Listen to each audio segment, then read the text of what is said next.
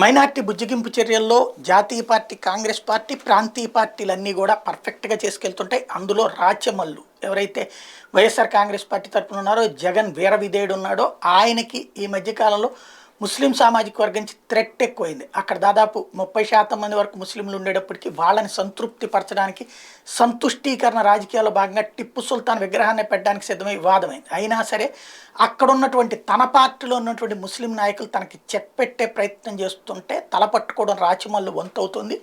క్రమంగా చూస్తే ఒకప్పుడు కడప ఎట్లయితే అంజాద్ భాష లేకపోతే ఎవరన్నా ముస్లింకి ఇవ్వడమే అయ్యిందో అట్లాగే ఇక్కడ కూడా జరిగేటువంటి పరిస్థితి అవుతుంది. తాజాగా వస్తే పొద్దుటూరులో 23 మంది వైకాపా కౌన్సిలర్లు విందు పేరిట శుక్రవారం ప్రత్యేక సమావేశం కావడం అనేది రాచమల్లికి ఒక రకంగా షాకింగ్ పరిణామం. వాస్తవంగా రాచమల్లికి మంచి కమాండ్ ఉంది నియోజకవర్గంలో. అక్కడ కార్పొరేషన్కి సంబంధించిన వైస్ చైర్మన్ బంగారెడ్డి అనుమతి లేకుండా, ఆయన బామ్మరిది అనుమతి లేకుండా ఏది జరగదు. అలాంటి చోట్లను కొత్తపల్లి సర్పంచ్ కోవిరెడ్డి శివచంద్రారెడ్డి ఎమ్మెల్యేతో కొంత గొడవలన్నా సరే కలిసినే పని చేసుకెళ్తున్నారు, సర్దుకుంటున్నారు. ఎందుకంటే పార్టీ అధినాయకత్వం రాజమౌళి మాట వినాల్సిందని తేల్చి చెప్పడంతో.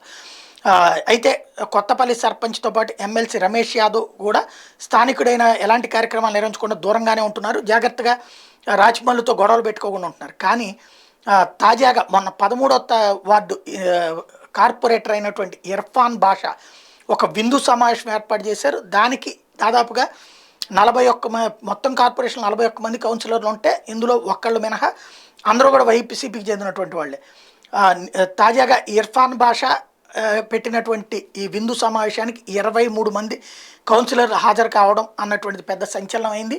రాచమల్లికి మతంతో చెక్ పెడతారా ఏంటన్నదే ఇక్కడ చర్చనీయాంశం.